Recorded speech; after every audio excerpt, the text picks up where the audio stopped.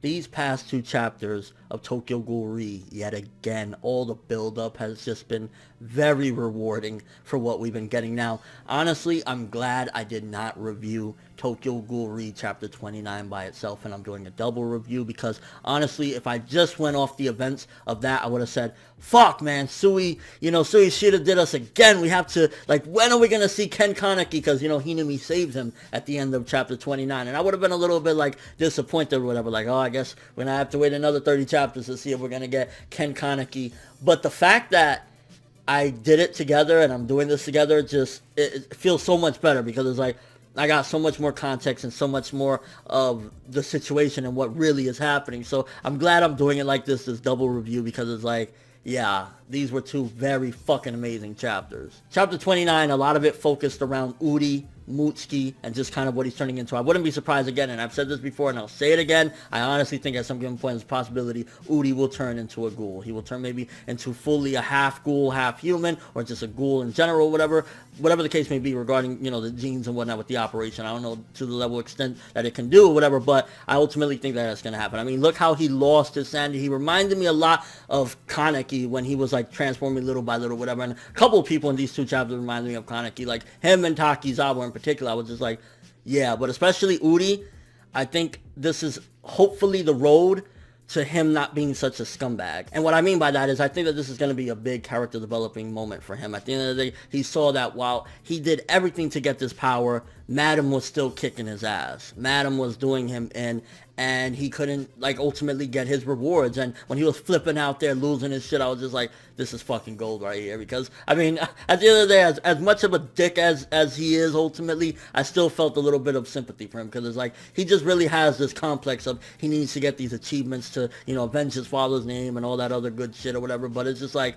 I think that this is the time where we're hopefully not going to hate Uri as much as we have this entire manga. Because I think he's going to change now. And the relationship now with Mutsuki, I don't want to say anything because I know people, the pairing wars or whatever, but I honestly wouldn't be surprised if there's some sort of Uri x Mutsuki at some given point. I mean, at the end of the day, let's be real here. When he said she's a female, she's a woman or whatever, after he stabbed through her, which that was insane or whatever, like she's comforting him and he stabs through her, I'm just like, yeah, this is just a twisted relationship, but nonetheless, I think this is going to help build him revealing his true feelings in front of Mutsuki hearing the fact that he was like, fuck all of them, I don't like none of them, blah, blah, blah, I feel this way. Mutsuki hearing that, she's not the type of person that is judgmental. She's not the type that's going to say, okay, well then fuck you too. She's going to try to understand, well, why do you feel this way about us? And I think that's going to build them closer, and overall, I think this is a very good point for the character Uri in general. I think that was just character development done in a way where you're going to slowly see it happen and it's going to feel very realistic. And then, of course, with Juzo and the crew in 29 arriving to take out Madam, they were just like ready to go. That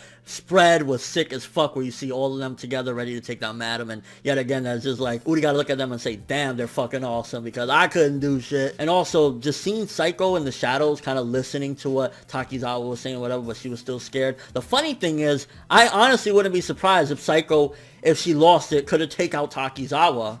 Like, I honestly wouldn't be surprised, like, if she really went at it, because, I mean, look what happened. We still don't know if she took out Nutcracker. She possibly could have taken out Nutcracker in some wild rage or whatever. Just imagine, she possibly could take out Takizawa. Who knows? Psycho's possibly the second strongest out of the entire squad. And then the end of that chapter with Hinami saving Sasaki Heist. Honestly, if it was just by that, this chapter by itself and I didn't have the knowledge of, chapter 30 or whatever, I would have been a little bit disappointed. I ain't gonna lie. I mean, it's cool as shit. Hinami's back. She looks badass. I like the new design. She's older, blah, blah, blah.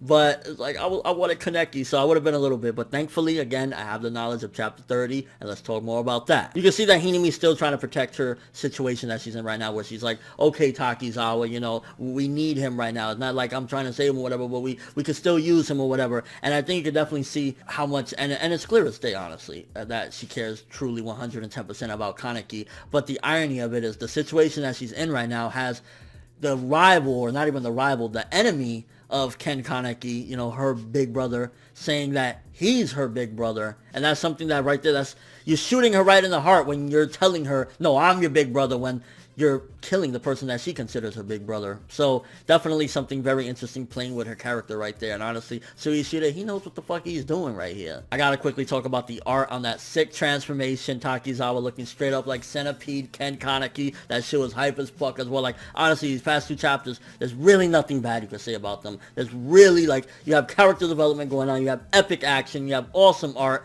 transformations, everything you fucking want, and then some with quality writing. So yeah. And then getting a little bit more of Juzo's character and finding out the fact that he never resented Madam for what she did. And honestly, this just showcases the family that Juzo had, which was Madam and everything that she did to him, and the family he has now and how they want to protect him. They didn't want him to hear the fact that she said, I never loved you, and they just slaughter that bitch or whatever. Like, that just showcases the change in everything. Like, it's symbolism, if you think about it, of the character he used to be, the cold-hearted bastard, aka what Madam turned him into, to the decent and kind person, yet still eccentric and weird that he is with his new family. That's just symbolism in and of itself. And if you think about it, huge thing right there. We got the death of Madam. Like, honestly, that's pretty fucking huge because she's been showcased and, you know, talked about for a very long time or whatever. So to see her actually die, yeah. But the one thing that got me confused was Madam a dude this entire time? Was that a translation error?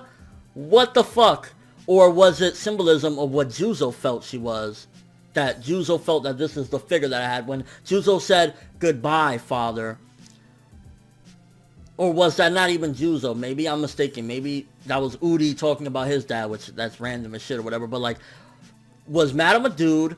Or was that Juzo's perspective on Madam to say goodbye, father? That's something really interesting right there. And again, something complex that Tokyo Ghoul brings to the fucking table. And then, of course, the very ending with Sasuke finally facing the truth that he has to, at the end of the day, step up. And sometimes you gotta forget. Like, this showcases, and I've said this before, no matter who he is, no matter where his memories are at, Ken Kaneki, Sasuke Heist, who he is, he's ultimately a selfless person. And even though he felt like he came to the realization at the end of the manga that he does these things because he doesn't want to be alone, etc., etc., ultimately, I think that he's just, in general, a selfless person that likes to protect the people that he cares about. Because when he's willing to throw away Sasuke Heist just so he could get the power of Ken Kaneki, that showcases in and of itself. He doesn't give a fuck. He just wants to protect who he loves. But he also showed the distinct difference at the end of the day. Ken Kaneki might have been a great person. Honestly, that whole speech at the end of the chapter of chapter 30 really got me. He's like, he sounds like he was an awesome person, but I'm not him. I'm Sasuke Heist, and that showcases that. Unfortunately, it looks like we might have some sort of Kurama, Naruto, Yugi, Pharaoh shit going on as far as like, I think Sasuke Heist ain't gonna go nowhere. Even though Suishida like pulled on our heartstrings and a lot of people were theorizing that once we give a fuck about Sasuke Heist, then he's gonna go away. Ultimately, I think he's gonna stick around. And I think maybe Ken Kaneki will come out for a while here and a while there, but ultimately I think this is the story of Sasuke Heist now. I think when Ken Kaneki said it, he said it best. Like, if you wrote the story of my life, it would certainly be a tragedy. And I think that that was the story of his life, and this isn't the story of his life anymore. So yeah, honestly, 2 great chapters. I would argue maybe chapter 30 was like a slightly greater chapter or whatever, just because of everything that went down, the death of Big Madam, the realization that Juzo had to go through and everything, but nonetheless, both fucking awesome chapters. So 9.5, 9.5 for each of them. Just great stuff, honestly.